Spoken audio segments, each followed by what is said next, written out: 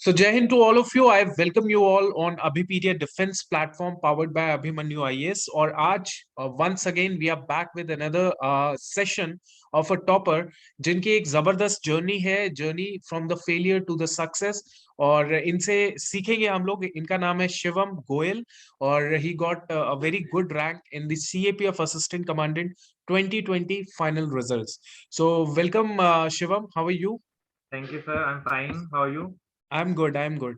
तो शिवम, हम लोग स्टार्ट करते हैं आपके जर्नी के बारे में. जैसे आप थोड़ा सा अपने बारे में बताइए सबसे पहले स्टूडेंट्स को.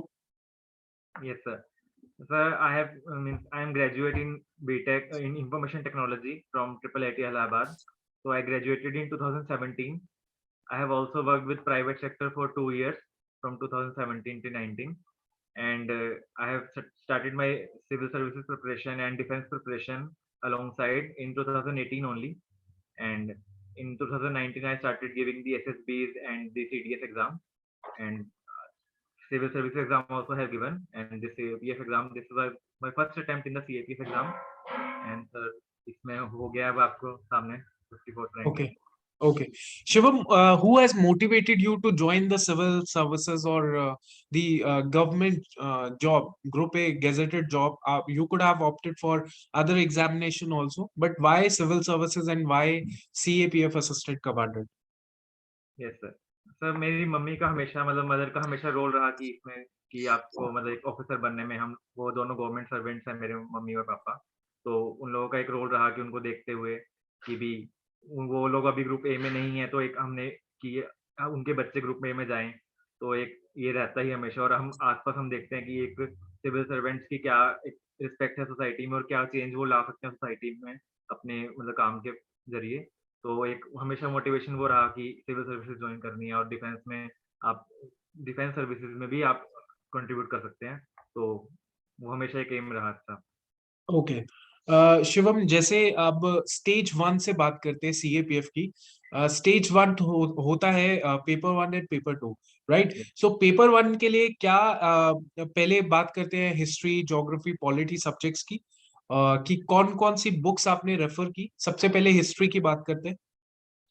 सर हिस्ट्री के लिए कुछ स्टैंडर्ड बुक्स हैं, जैसे कि स्पेक्ट्रम है, वो मतलब सब लोग ही रेफर करते हैं, मैंने भी स्पेक्ट्रम को ही रेफर किया. ठीक है. और हिस्ट्री के लिए अगर आप एनसीईआरटीज पढ़ लेते हैं, हिस्ट्री की जो थीम्स की एनसीईआरटीज है, जो मेडिवल इंडिया के लिए और एंशियंट इंडिया के लिए थीम्स की एनसीईआरटीज है, तो वो बहुत हेल्पफुल है. सीएपीएफ में अगर आप देखोगे तो उसके कुछ क्वेश्चंस बिल्कुल डायरेक्ट वहीं से उठाए होते हैं कि CF themes of Indian history medieval India से और एंशियंट इंडिया से, तो वो बिल्कुल बहुत पढ़नी वो जरूरी है वहाँ पे. ओके, हिस्ट्री आपने स्पेक्ट्रम बोला, और इसके अलावा कुछ और किताब हिस्ट्री के लिए?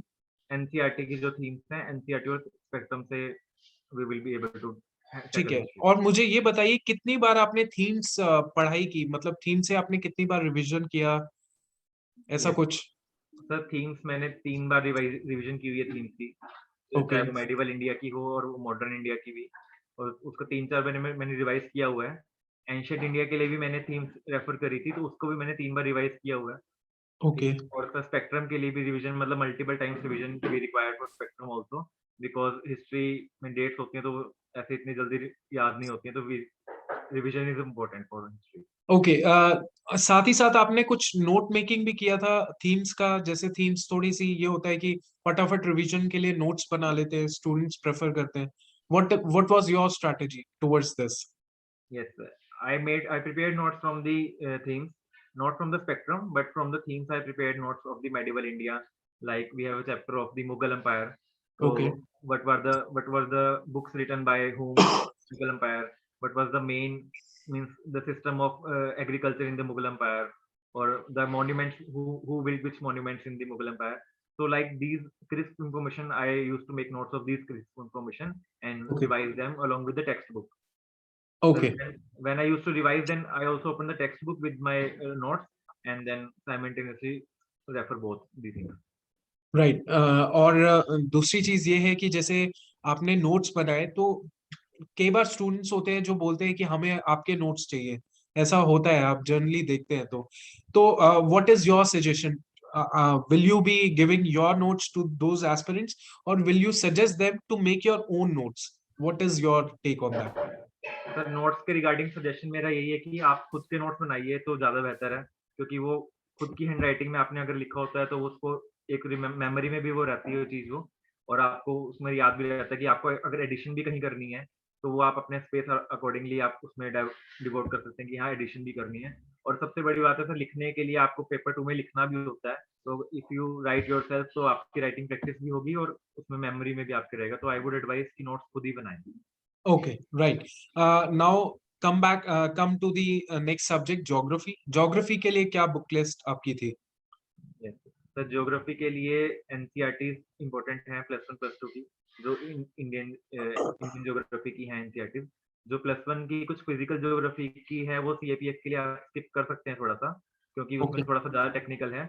बट अगर आप आईसीएसई बोर्ड की अगर 10th तक की एनसीईआरटीज़ पढ़ लें अगर ज्योग्राफी की, तो दे आर हाँ, very helpful. They are okay, very helpful, उसमें इन्फॉर्मेशन अच्छी दी हुई है कि आपकी agriculture related and Indian geography related, so that is very helpful in the examination. okay, ICSE up to 10th geography. okay. And what about map? Map अगर CAPF की बात करें, so map कितना important है? क्या हमें वो सिविल सर्विसेज के जैसे ही मैप पढ़ना पड़ता है, या CAPF का थोड़ा सा अलग है मैपिंग पार्ट का पोर्शन? तो सीएपीएफ में आई थिंक मैथ्स के क्वेश्चन थोड़े कम आते हैं ज्योग्राफी में। हम्म, तो अगर आप लोग एनसीईआरटीज़ पढ़ते हैं तो उसमें भी मैप्स होते हैं, मतलब जो बुक के साथ। तो अगर आप उनको रेफर करते हैं तो I think we will be able to handle maths question. Not okay, so difficult to handle math question, and you also can refer atlas but not in so deep. okay. So mapping के लिए अगर बोला जाए तो NCERT में जो maps हैं at least वो अच्छे से पढ़िए, और जो करंट जो न्यूज है उसमें जो प्लेसेस एंड न्यूज है उनको अच्छे से ध्यान में रखिए। राइट, जैसे अब चाइना का इश्यू चल रहा था, तो चाइना के अराउंड अगर आपका ग्लेशियर है, काराकोरम ग्लेशियर के अराउंड कौन सी वैलीज हैं आपकी, नुब्रा वैली है और सियाचिन ग्लेशियर किधर साइड है। तो राइट, आपको अगर ये जो मतलब ट्रिकी एरियाज हैं जो माउंटेन के पासेस हैं, सिक्किम के अराउंड माउंटेन पासेस हैं, वो किस साइड हैं, तो अगर आपको ये थोड़े से आपके टिप्स पे हैं तो you will be able to handle the exam. Okay. और जीसी लियोंग आपने रेफर किया था जीसी लियोंग को? सर मैंने जीसी लियों पर्सनली रेफर नहीं किया एग्जाम अच्छा, के लिए। Okay. Now let's talk about the polity subject. तो पॉलिटी में एनसीईआरटी लक्ष्मीकांत, और what was your take on that? So NCERTs I have read but not referred, means I have read a long ago NCERTs, but okay, NCERTs are good for means civil service examination, but not so important for the CAPF. And Lakshmikant is means very much suffice the preparation for CAPF. Okay. और लक्ष्मीकांत कितनी बार पढ़ लिया था आपने? So Lakshmikant, so I have think read 6-7 times I have revised Lakshmikant. तो हाँ, उसके लिए ओके, मतलब and I also have prepared notes for Lakshmikant also. Okay, Lakshmikant के आप नोट्स अगर आप बना लेते हैं लोकसभा के, अगर आपका चैप्टर है तो उसमें कितने मेंबर्स हैं, उसकी क्या सिलेक्शन प्रोसेस है, तो क्रिस्प नोट्स आपको बनाने लक्ष्मीकांत के भी जरूरी हैं, so that you can revise in the mean short duration.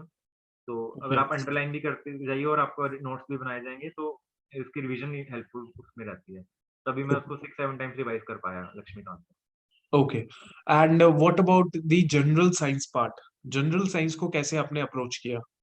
ये सर मैं एक्सपीरियंस के लिए कहना चाहूंगा कि सीएपीएफ में जनरल साइंस बहुत मतलब बहुत इंपॉर्टेंट पोर्शन है। और if we do 6 to 10 NCERTs of science religiously, multiple revision means 3-4 times revision if we can are able to do, then we can easily handle the science portion. Okay, Means NCERTs are important for the CAPF, very important for the CAPF examination. Okay. NCERT के अलावा आपने कुछ पढ़ा general science के लिए, या उससे काम चल गया, 9-10 तक काम चल गया? सर मेरा 9-10 तक काम चल गया क्योंकि I am non medical background, so हाँ, maybe I did not have to read the plus 1 plus 2 exam books, but I okay, think 10th up to 10 books will suffice. Okay, right. And after that economics में क्या आपका कुछ strategy थी? तो economics थोड़ी सी tough रहती है, मतलब वैसे अगर आप देखें तो थोड़ा सा उसमें कंसेप्ट समझने के लिए टफ होता है। तो you can watch the online lectures available, means okay, अभी पीडिया पे भी हैं, अभिमन्यु पे भी हैं ऑनलाइन लेक्चर्स अवेलेबल इकोनॉमिक्स के, एंड कुछ और वेबसाइट्स भी हैं मृणाल सर के होते हैं। हाँ, और हाँ, you can also take one any coaching institute notes for the economics. Hmm, For CAPF particularly, you do not require to read the whole that economics book। Ramesh Singh book जो आती है उसको इतने पढ़ने राइट, की नहीं है। आप अगर Right. लेक्चर थोड़ा कंसेप्ट जो आपके बेसिक कंसेप्ट अगर आपके वो क्लियर हैं, अगर आप न्यूज़पेपर में थोड़ा-सा रेफर करते रहते हैं कि थोड़ा इकोनॉमिक सेक्शन को, आपको तो इकोनॉमिक्स सीएपीएफ में इतनी मतलब मुश्किल नहीं आती है सर। ओके, मतलब अगर देखा जाए तो एनसीईआरटी इज सफिशिएंट, मैक्रो और माइक्रो सफिशिएंट होती है। Yes sir, yes sir. हाँ। And you should also know the concepts की clarity sir, it is required like base rate, MCLR, these things should be uh, in fully okay, on the tip. Yes sir. Right. और अभी फिलहाल paper one में हमारे maths reasoning रहते हैं, सो maths reasoning के लिए क्या अप्रोच थी आपकी? Yes sir. So maths reasoning के सीएपीएफ में अच्छे क्वेश्चंस रहते हैं। आई थिंक 10 अराउंड क्वेश्चंस इसके मैथ्स रीजनिंग के होते हैं। हाँ, तो दिस बिल्कुल। Is the game changer in the CAPF, maths reasoning is the game changer. तो सर इसके लिए मैंने आर एस अग्रवाल रेफर करी थी। आर एस अग्रवाल की और जो प्रीवियस ईयर क्वेश्चन थे वो भी रेफर किए थे। R S Agarwal I think is sufficient for the CAPF okay, अगर आप मैं रेफर करूंगा। और बट ये मेरा थोड़ा लैक रहा था कि आई could not prepare well for the aptitudes part, so I think I somehow missed by some ranks also. तो तो बेसिकली अगर देखा जाए तो 2018 तक जो था 25 question used to be asked, right? 25 question होते थे, तो दैट वाज तब उस टाइम पे it was a game changer. But अब थोड़ा सा क्या है कि आप 19 में भी देखेंगे, 20 और 21 में भी देखेंगे, तो वहां पे आपको 25 क्वेश्चन नहीं देख रहे हैं, वहां पे आपको 15 से 20 की रेंज में मैथ्स और रीजनिंग के सवाल आ रहे हैं। सो यस सर, ये थोड़ा सा सही है उन स्टूडेंट्स के लिए जिनका मैथ्स रीजनिंग अच्छा नहीं है, ऐसा भी हम लोग कह सकते हैं, यस राइट? बस मैथ्स रीजनिंग के लिए अगर आप थोड़ी सी प्रैक्टिस कर लेंगे, ज्यादा डीप नहीं अगर जाएंगे तो उसमें वो आप हैंडल कर सकते हैं एग्जाम में। और दीज क्वेश्चंस आर लाइक कि आप श्योर टॉपिक का आंसर निकाल सकते हैं। ज्यादा टफ नहीं आते सीएपीएफ में इस मैथ्स रीजनिंग क्वेश्चन। तो अगर आप थोड़ी सी प्रैक्टिस करेंगे तो you can gain more marks. Exactly, exactly. So overall अगर पेपर वन में आपसे बात करें तो पेपर वन में आपने और क्या किया? आपने मॉक टेस्ट लगाए, आपने पीवाईक्यू सॉल्व किया, ऐसा कुछ था आपका? Yes sir. तो करंट अफेयर्स के रिगार्डिंग मैं बताना चाहूंगा हाँ, पेपर वन में। करंट। तो यस। करंट अफेयर्स इसमें सिविल सर्विसेज के जो करंट अफेयर्स होते हैं वो शायद से नहीं मतलब इसमें सफाइस रहेंगे, क्योंकि उनका थोड़ा सा अलग कंसेप्ट है। और यहाँ पे जो करंट अफेयर्स और जनरल नॉलेज के कुछ क्वेश्चन होते हैं। शायद से एक क्वेश्चन आया था कि आर्मी के इक्विवेलेंट क्या रैंक रहता है हमारे करेक्ट। 2020 में। तो ये यस। जनरल चीजें हैं, तो थोड़ा सा आपको ये जनरल चीज मतलब अवेयरनेस रहनी चाहिए। और जो करंट अफेयर्स के क्वेश्चंस हैं जैसे कि जो एसएससी में भी आते हैं कि आपने कौन सा टूर्नामेंट किसने जीता है या किसकी क्या रैंक आई है। तो कुछ ऐसे करंट अफेयर्स पे अगर आप फोकस कर पाएँ, मतलब इंस्टीट्यूट की मैगज़ीन आती हैं, तो उन पे आप फोकस कर पाएँ तो करंट अफेयर्स आपकी इज़िली हो जाएँगे इससे। बट सिविल सर्विसेज़ वाले करंट अफेयर्स अगर आप सोच रहे हैं तो उससे शायद से नहीं आपको इसमें हेल्प मिल पाए। Absolutely, absolutely. यस। यस, मतलब वही जैसे कहते हैं कि places in news, person in news, yes sir. Cups हो गए, अवार्ड्स हो गए, ये और सारी चीजें। हाँ, तो ये तो ऑब्वियसली ये गेम चेंजर होता है, क्योंकि सीएससी वाले ज्यादातर होते हैं इसमें, और वो सोचते हैं कि चलो मैं तो विजन की पढ़ रहा हूँ मैगजीन, तो काम चल जाएगा। लेकिन नहीं, यहाँ पे मिस्टेक हो जाती है, वहां पे वो 5 से 10 सवाल का डिफरेंस आ जाता है, यस मतलब सर। 20 से 25 सवालों मार्क्स का डिफरेंस आ जाता है। And ओके, sir, ठीक है। in these questions, it is like that you know that, but if you don't know, then you don't know. Yes, yes, ये यस। आपने इसमें कुछ कुछ माइंड अप्लाई नहीं कर सकते। और इसमें ये भी लोग गेम चेंजर्स हैं इसमें करंट अफेयर्स और ये एप्टीट्यूड के क्वेश्चंस दोनों ही, कि हाँ, अगर आपको आते हैं तो बहुत अच्छा स्कोर कर सकते हैं। Correct, correct. तो ओवरऑल अगर पेपर वन में बात करें तो आपके कितने मार्क्स का एक्सपेक्टेशन था कि इतने मार्क्स तो बनते हैं मेरे? सर मेरे एक्सपेक्टेशंस 140 टू 145 अराउंड थी अच्छा। पेपर वन में। ओके, और अगर थोड़ा एप्टीट्यूड का अच्छा और कर सकते हैं तो 150 आराम से we can achieve in this exam. Okay, मतलब आपके 140 प्लस बन रहे थे। Yes sir. हाँ, तो अब मैं यहाँ पे बहुत सारे एस्पिरेंट्स होंगे जो बोल रहे होंगे, अरे हमारे तो 160 भी बन रहे थे, 45 भी बन रहे थे, 150 भी बन रहे थे, है ना? बट हमारा पेपर तो क्लियर नहीं हुआ। Now the game changer is paper two, right? So Shivam ने पेपर टू में बहुत अच्छा किया। इनफैक्ट शिवम तो 140 वाला था। कई ऐसे स्टूडेंट्स हैं, जैसे वेंकट है, वो भी टॉपर है सीएपीएफ के। वेंकट के he was getting like 120 marks, 120, 122। Hanif he was saying कि मेरे 110, 115, 120 बन रहे थे। तो यहाँ पे गेम चेंजर जो हो जाता है पेपर वन के बाद, दैट इज पेपर टू। सो अब पेपर 2 के लिए शिवम ने क्या किया था ऐसा? यस सर, तो पेपर 2 का मैं पैटर्न एक बार एस्पिरेंट्स के लिए बता दूँ कि आपको इसमें एसेस लिखने होते हैं, आर्गुमेंट राइटिंग होती है और रिपोर्ट राइटिंग रहती है, ठीक है? तो राइट। ये आपका जनरल क्वेश्चन रहेगा और उसके बाद प्रिसाइज़ कॉम्प्रिहेंशन और इंग्लिश ग्रामर जो मतलब प्योर इंग्लिश सेक्शन आ जाएगा आपका।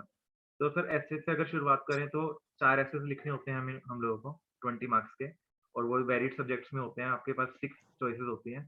तो सर एसेस के लिए स्ट्रैटेजी यही रहेगी कि आप न्यूज़पेपर रेगुलरली फॉलो करते रहिए ओके। और आप अपनी अवेयरनेस मतलब आपको रखनी है कि क्या सोसाइटी में चल रहा है, वुमेन इश्यूज़ क्या हैं, मतलब आप मैंने पर्टिकुलरली एसेस में क्या किया था, करंट अफेयर्स को अपने एसेस में इंक्लूड किया था जब एग्ज़ाम के दौरान। ओके।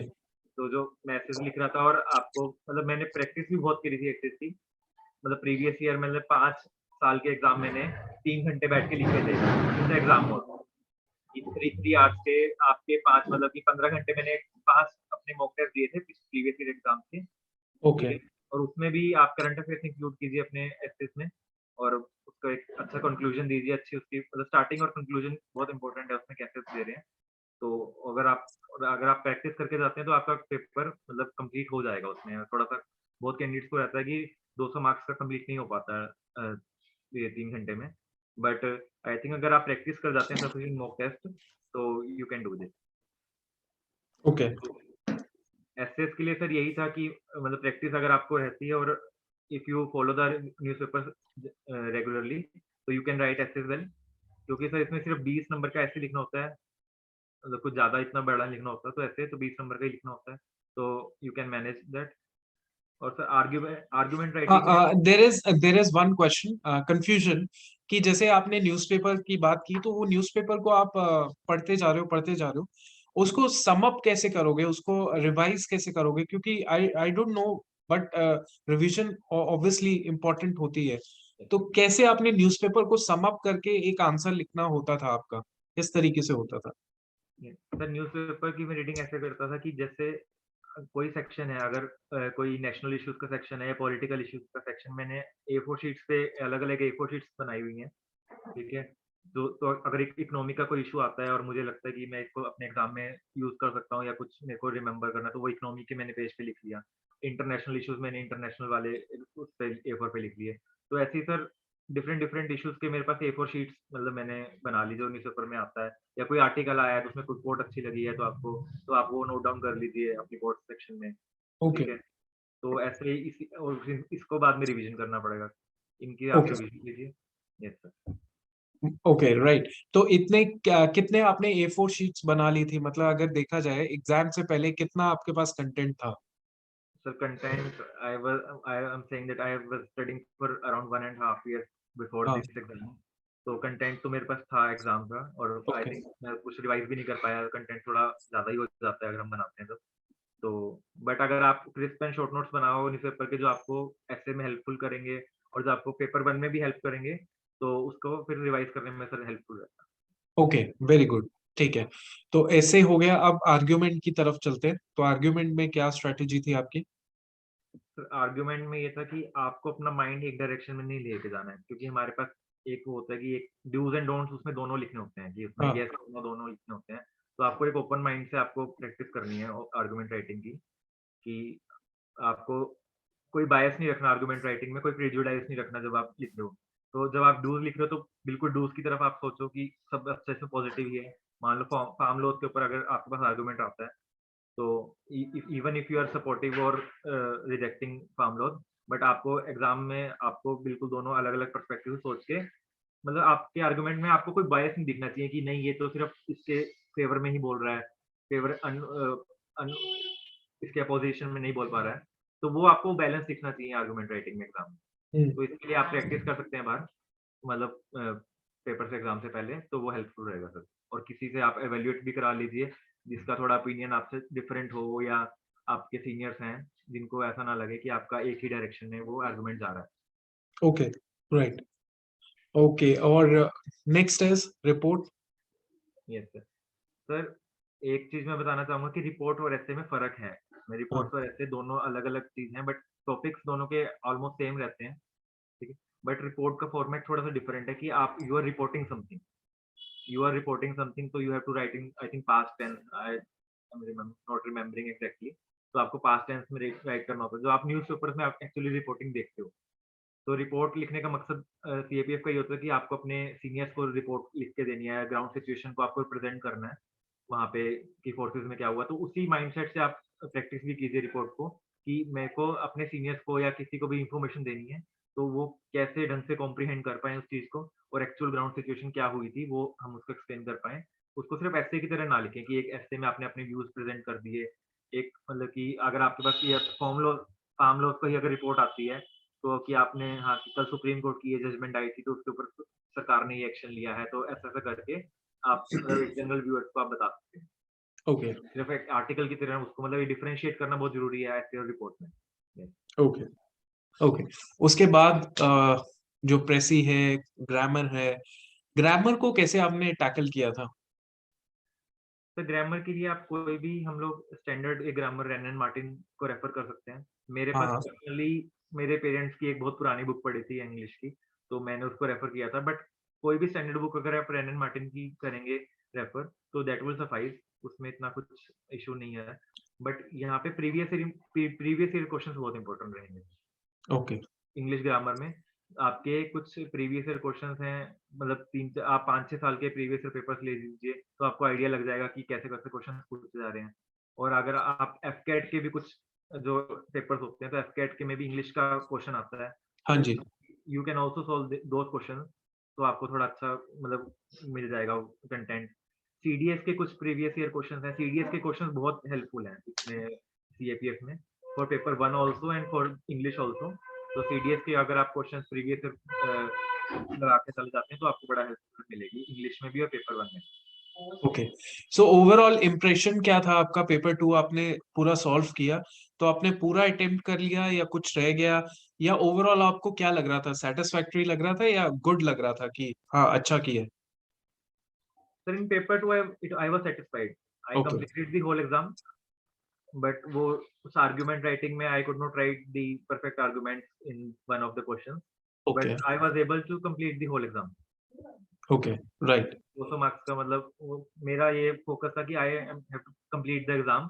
अगर 1-2 क्वेश्चन में थोड़ा-सा क्वालिटी अगर आपकी डिप्लीट हो भी जाती है, कम हो जाती है, तो उसको थोड़ा-सा मतलब वो मैंने मैनेज किया कि क्वालिटी और क्वांटिटी में क्वांटिटी को थोड़ा प्रेफर करें।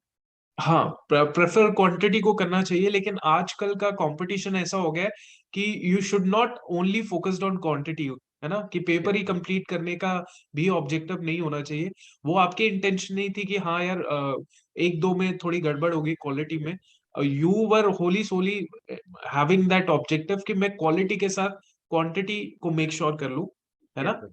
तो ये अब बहुत ज्यादा मैटर कर चुका है एग्जाम के अंदर, क्योंकि exam is becoming very competitive day by day. तो यस इस तरीके से तो है ही। हाँ जी। Sir, I made sure that I do not leave any question blank. Yes. So you have to if you can make sure this, then you can at least fetch some marks in that question if you have write something.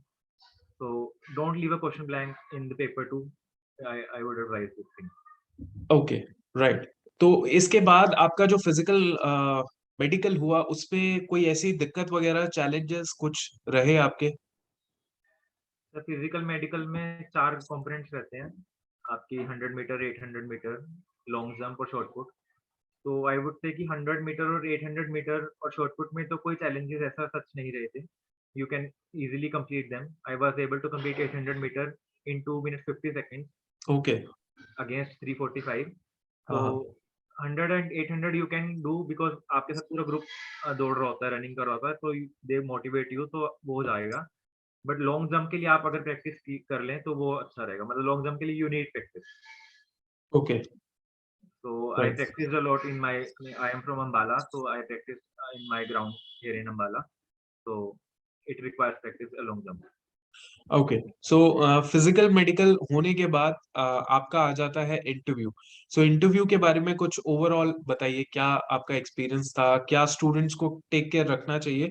Because now 2021 का भी आने वाला है interview, most Yes. Probably आ ही जाएगा, तो उनके लिए क्या टिप्स टिप्स होनी चाहिए आपके लिए?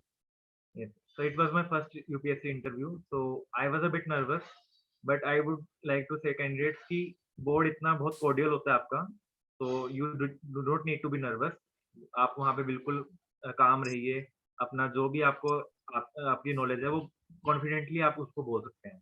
वहाँ पे नर्वस होने की ज़रूरत नहीं है, क्योंकि वो आपको वहाँ पे वो कॉन्फिडेंस चेक कर रहे हैं, आपकी नॉलेज चेक नहीं कर रहे हैं।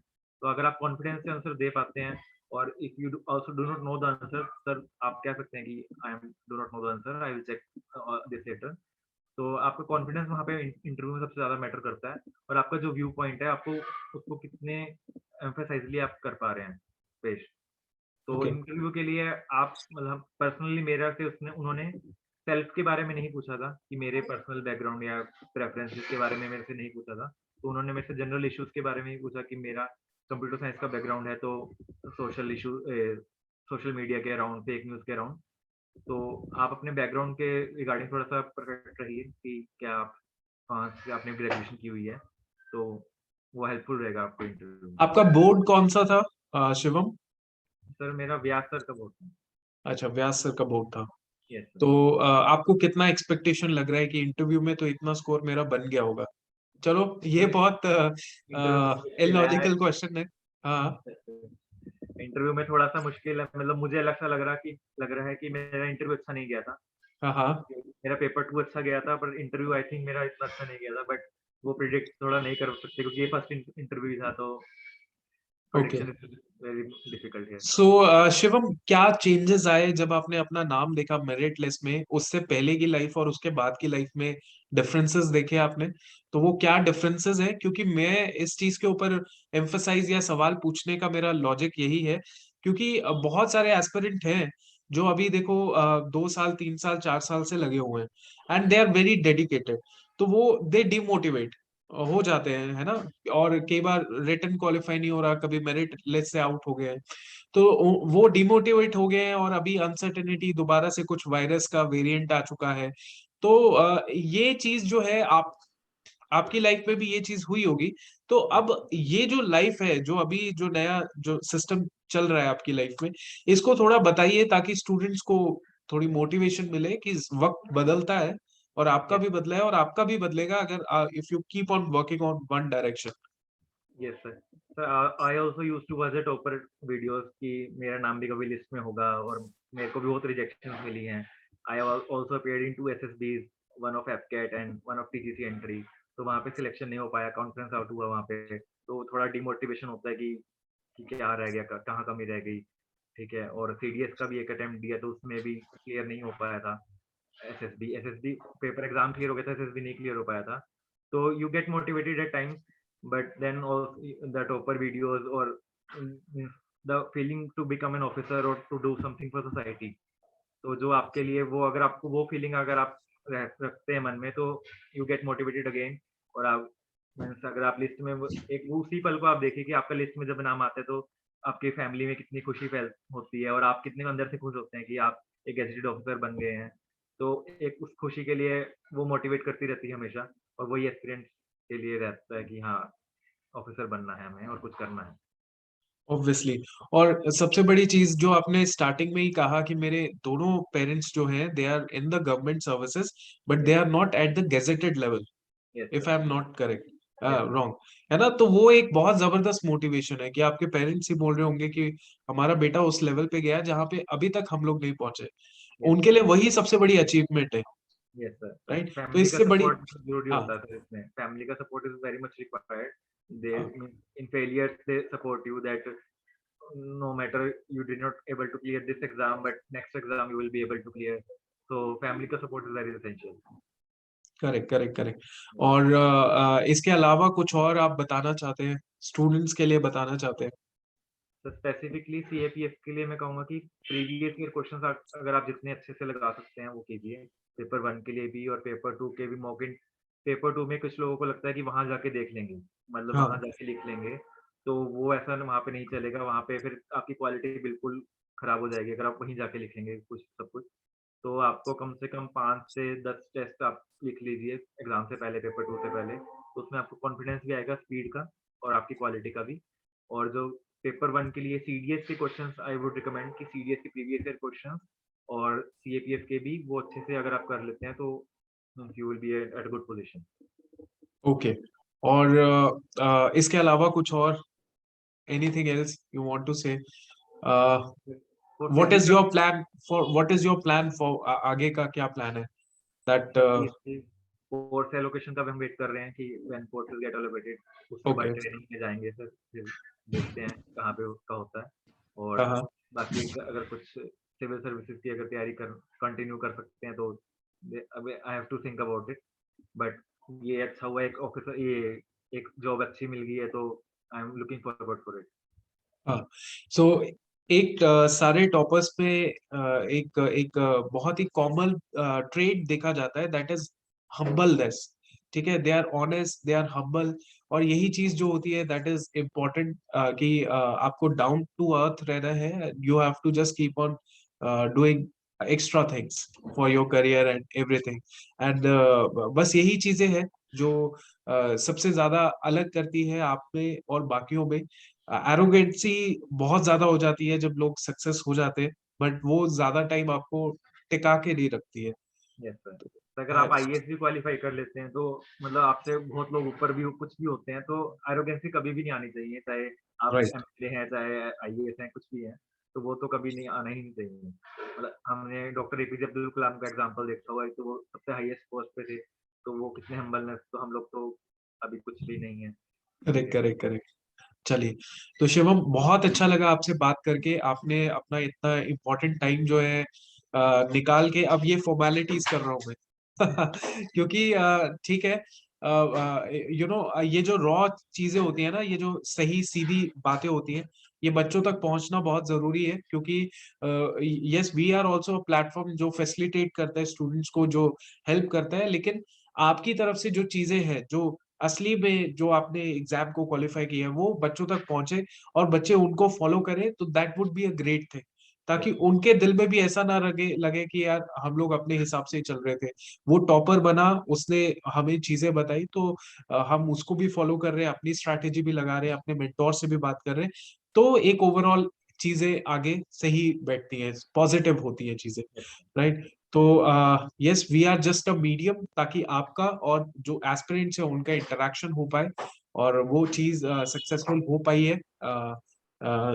Thank you for you Shivam, and I wish you all the very best. और मैं चाहता हूँ कि आप जब फोर्सेस में जाए, ताकि तो जो जितने भी आपके सबॉर्डिनेट्स हैं, आपके रैंक के बेसिस पे आपको सल्यूट ना करें, आपकी काबिलियत के बेसिस पे सल्यूट करें। You are a capable person, you keep on doing a lot of things, ताकि वो फिर दिल से सल्यूट निकले। Right. Yes sir, right. Right Shivam.